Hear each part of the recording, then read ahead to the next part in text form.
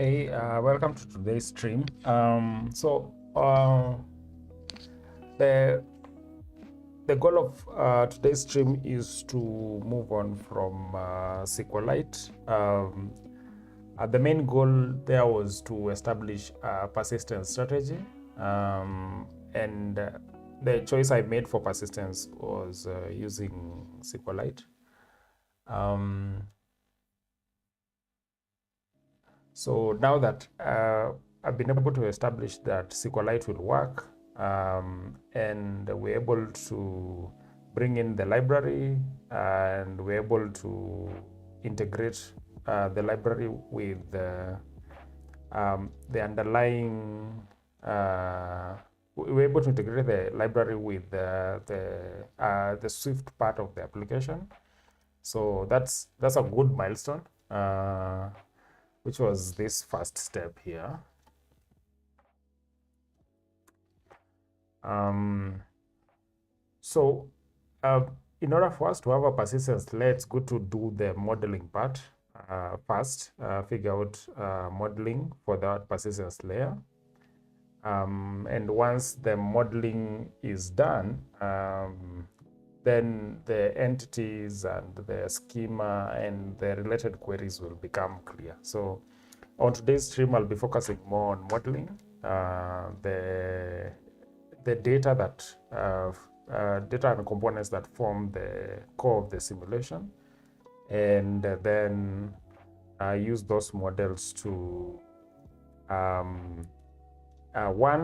establish the actual schema for SQLite, and two, to now build up the, if you may, the service layer or the business logic layer of the simulation. So that's what I will be doing in the next few minutes. Depending on how that goes, might move on to either establishing the schema or writing some actual logic for how the simulation will work. So I'll just go ahead and do what I'm doing, and then when I hit a checkpoint, I'll come back and talk about what I've just done. Just guess somebody's following along.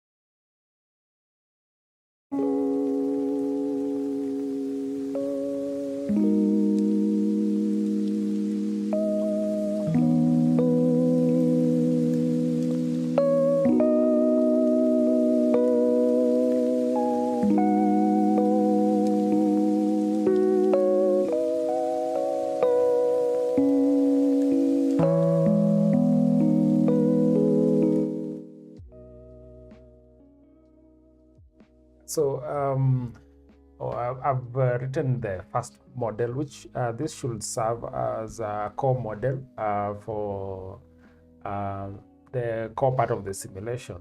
And essentially, I expect everything to run around the behavior of this metric field.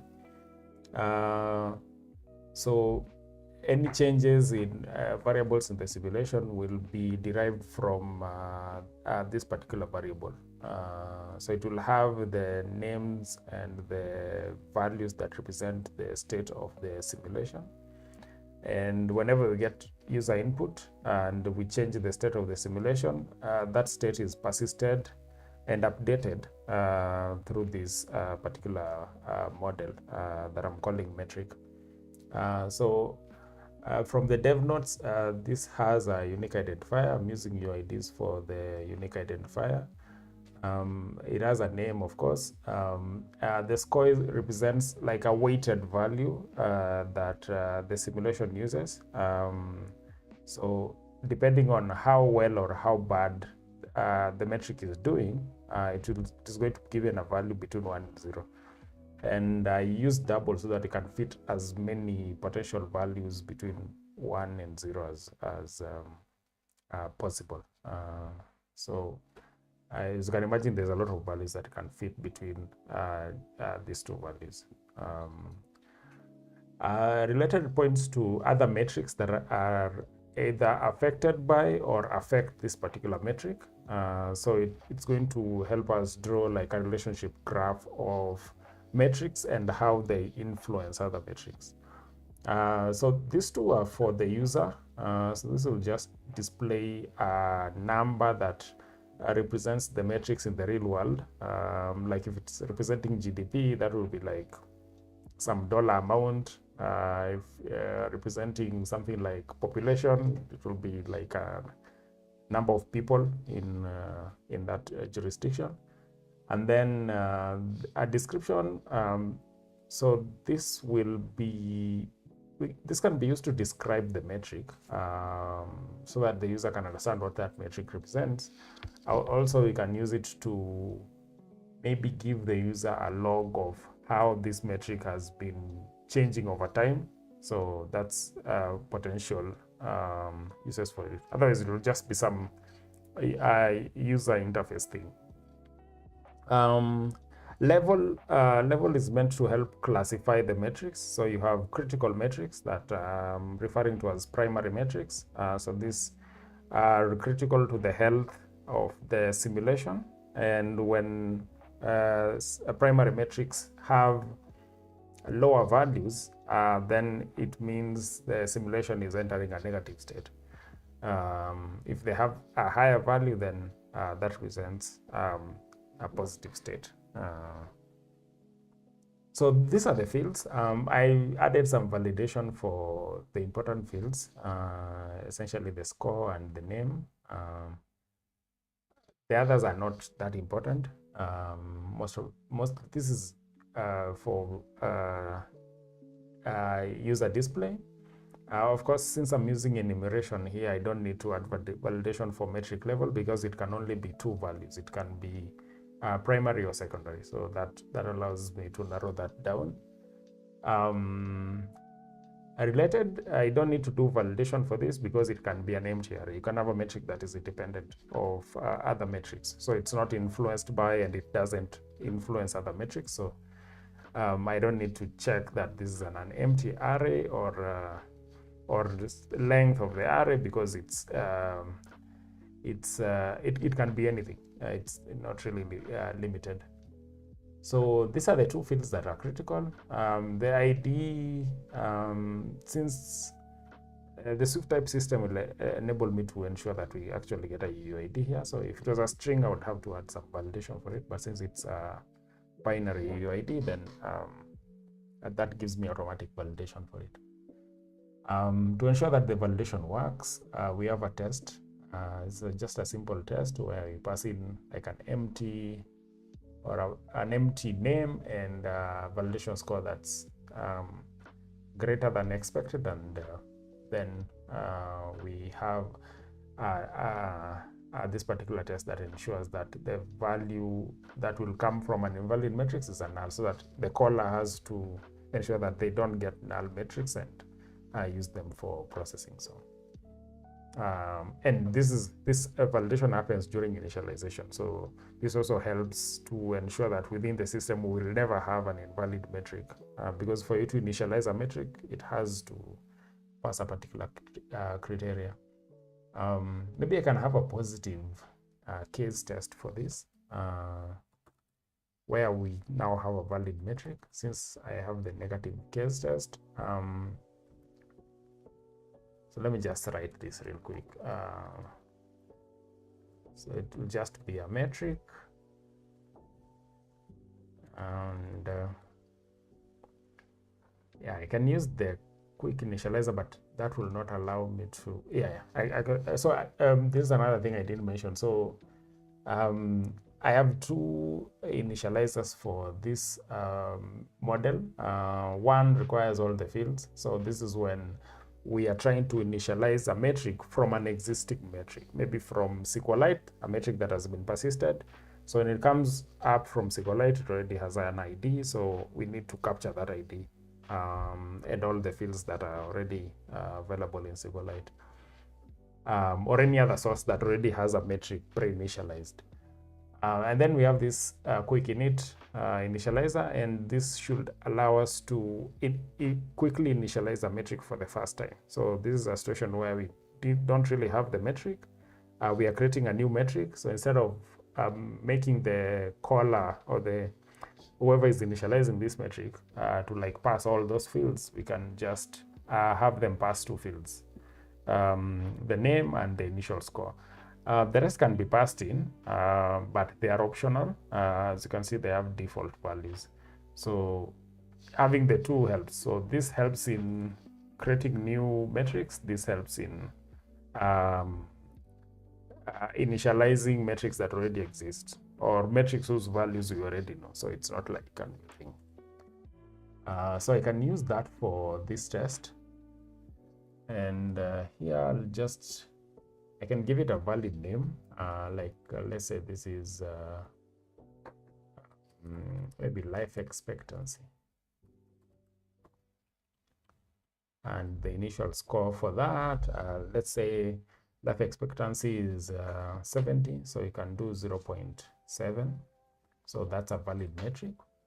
And what I expect is the valid metric will not be null. It's not equal to nil. And if it is equal to nil, metric valid metric should pass initialization, pass validation. So I think that's, so we have a negative test and a valid one. So if I execute that, then we can see whether both cases are working, and the test is passing, so both cases are working.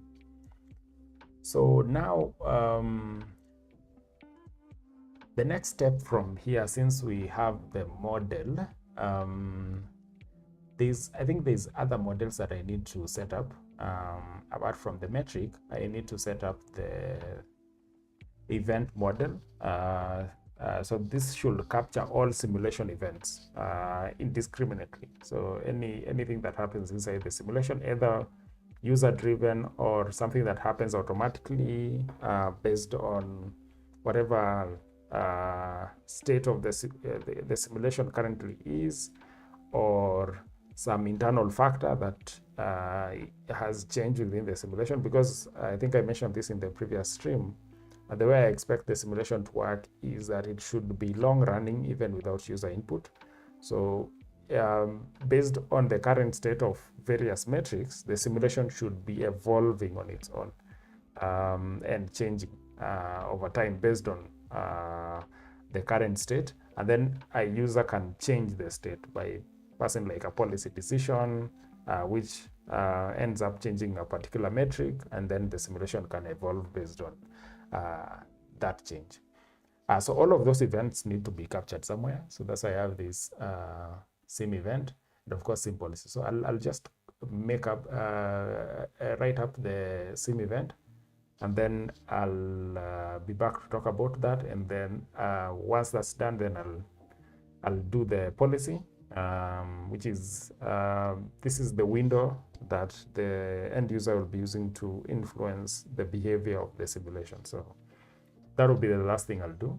And then after this, we can jump into writing business logic or persistence, whichever direction I end up choosing for this. So yeah.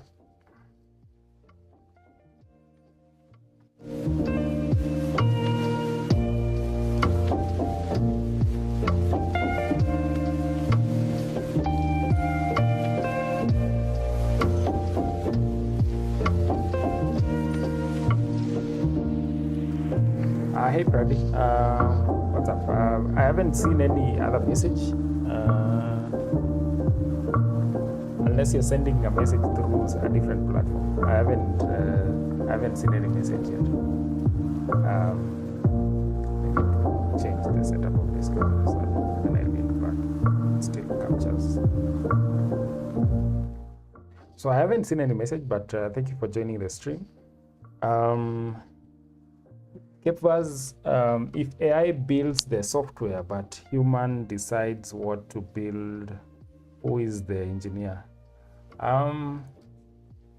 That's an interesting question. If AI builds the software but the human decides what to build, then who is the engineer?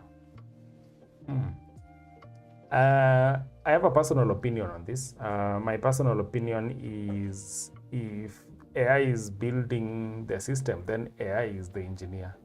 The human is a project manager, not an engineer at that point. Just like before AI, project managers decided what engineers, software developers would actually work on. So if you are orchestrating agents AI agents to build software for you, in that scenario, you're acting as a project manager or a product owner.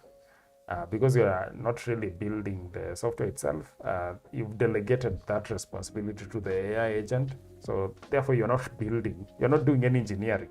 you are a project manager, in my opinion. Kapas is saying, if knowledge becomes free, what becomes priceless? If knowledge becomes free, what becomes priceless? Well, knowledge has always been free, at least since we got the internet. Like you can go to Wikipedia and read about anything. There are at least 1,000 ways to download books from the internet. You can decide to pay for them. You can decide to download them some other way. The most important and most popular books are available for free if you know where to look. So knowledge is essentially free. And knowledge has been free for a long time. And that's what actually led to us having these large language models. They all come from training data, and they would not have access to training data if that information was not available for free on the internet. So knowledge has been free, and so what's priceless is execution, in my opinion. So everybody has the knowledge. You can download the electrical engineering textbooks. You can find telecommunications textbooks. There are videos on the internet of experts talking about their field and how to achieve X, Y, Z. But what matters is your ability to take that knowledge and actually use it to like build something. So execution is priceless. Knowledge is anybody can find knowledge on the internet, but using that knowledge to actually build something, that's where the magic happens. That's why I don't like the cheap thrills that comes with working with LLMs and agents, because they create this notion of competency that you don't necessarily have.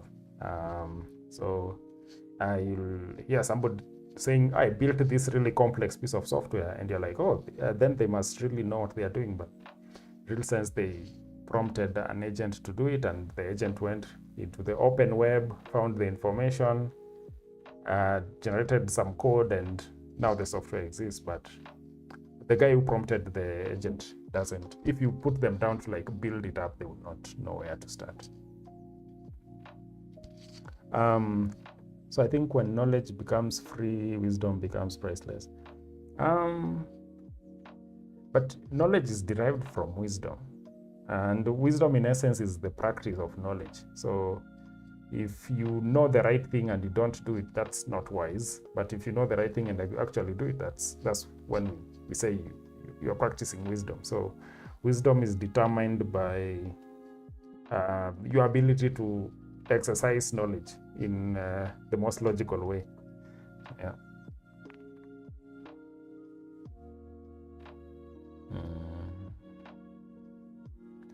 So it's about what you know and the choices you make. Yeah. Because of course that requires exercising independent thought and actually acting on the knowledge that you have. Yeah, I am one of those who don't think the future belongs to AI. I think humanity is still in control of what happens. Okay, so Pragya, I haven't seen your messages. So maybe if you can resend them, maybe I can check them out. But I've not seen, unless the message you're referring to is the hi you sent earlier. I think I was writing code, so I didn't see that. But thanks for joining the stream.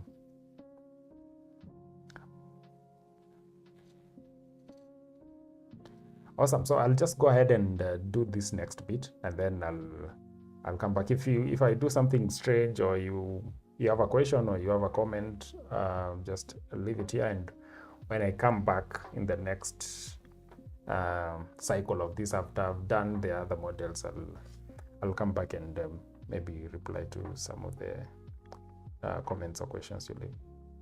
Otherwise, thank you for joining the stream. Awesome. So let me put up this model, and then because there's 3 models and one is done, so I just need to put up these other 2. I'll set up this first one, and then I'll check the chart and see what's there, and then I'll move on to the third one.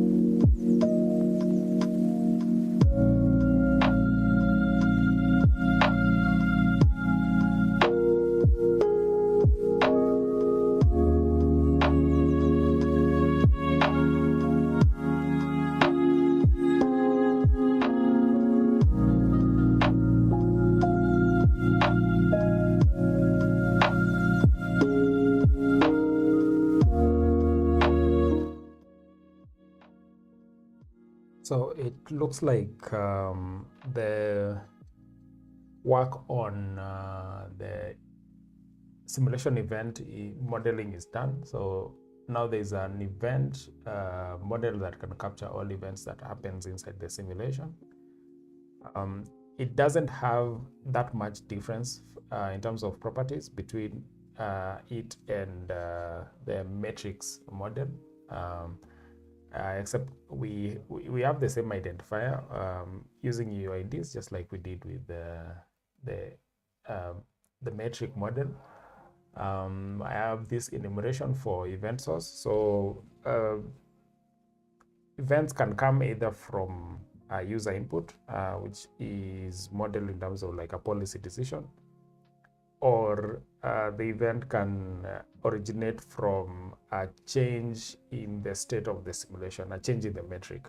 So metrics represent the state of the simulation. So if a particular metric goes above a certain threshold or below a certain threshold, that can trigger an event, and that event can change the state of other metrics in the simulation. So that's the advantage of having this event. So the simulation can have its own monitoring to see look at the state of each metric, and depending on the degree of change, that change could trigger an event, and then that event will be received by some other part of the simulation, and that part of the simulation will be responsible for determining how much this event affects the overall state of the simulation. So, but all the events will be captured, whether or not they affect the state of the simulation, and that can have the value of monitoring to kind of see when the simulation becomes a black box. You can have this external ledger that you can look at to see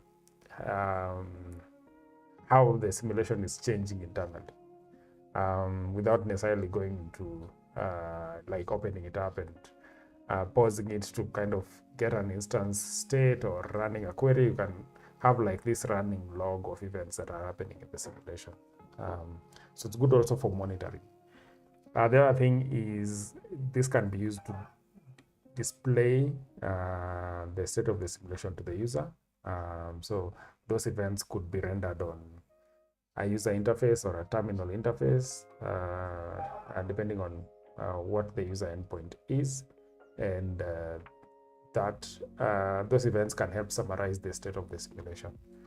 So that's the purpose of the events, and now that we have them, it's progress. So just like with the metric, I added some validation logic. So I have validation inside the model itself, so that you don't have to have conditionals in the business logic. So when we are writing the actual logic for the simulation, whenever we have an instance of an event, I'll be sure that that event is a valid event, because we have internally built validation. And of course, the validation has corresponding tests just to make sure that the validation works. And later on, if the validation is modified in any way, at least the tests will be failing. So that gives us some guarantees of a behavior and monitoring that behavior. Yeah, so going back to my dev notes, that means only left with the policy, which should be a simple model to put together. So what I'm going to do is I'll take a break for like 5 minutes, and in the 5 minutes I'll hydrate, and then I'll come back and finish up with the policy model.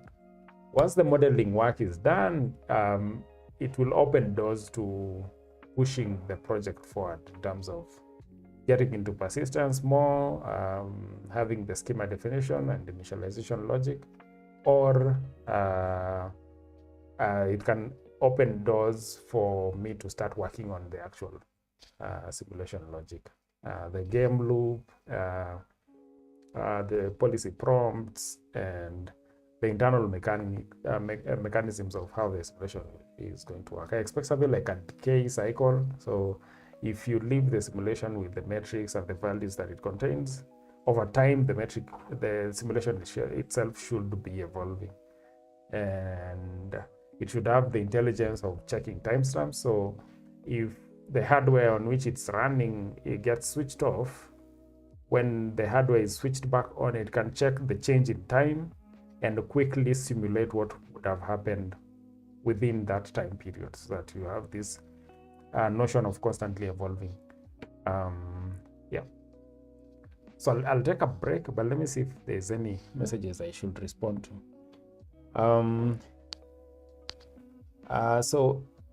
Kep was saying, last question, if AI becomes smarter than every human, does humanity become smarter or more dependent?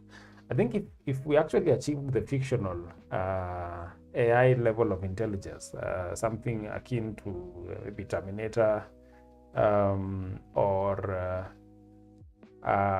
Ex Machina, if you guys have watched Ex Machina. If we get to that point, that level of AI, of course, becomes subservient. We enter the bottom of the food chain, and we become slaves of the AI. There's no two ways about it. But I don't see that future happening.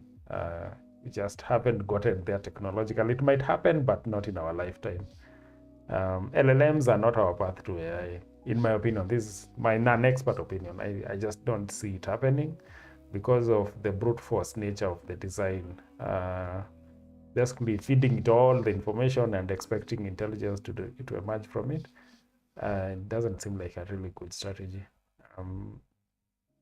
Actually, artificial intelligence, in my opinion, will have the ability to generate its own knowledge. And what we have currently with LLMs, they are very dependent on the existing knowledge. So I don't know. I'm just not confident that this would be the point where we get Terminator or something akin to super intelligence. I don't see that happening. Test of bottom. Hey, old Kuwait song. No, that's new. I've not heard of an old Kuwait song, but I would love to. Can mention the name of the song. I can probably check it out after. So I'll take the break, and then I'll come back to finish this up and hopefully leave this at a point where the modeling bit is done, and now I can just move on to doing the actual simulation logic. Excited to do the game loop, but I'm also looking forward to getting the schema done, so that even when I'm working on the logic for the actual simulation, I'm confident because the persistence layer is pretty much completed. Yeah.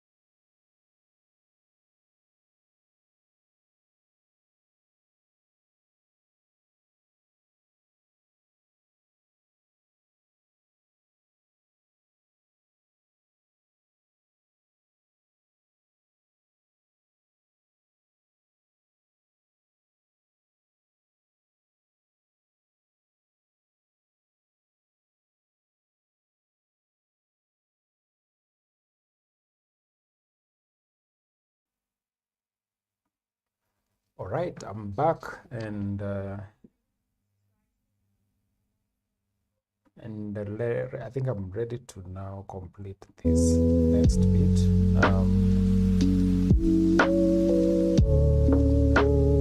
which is setting up the policy model, and that will be the last model we need, at least so far as the initial design for this solution is concerned. So I'll be setting that up, and then see what the next step will become.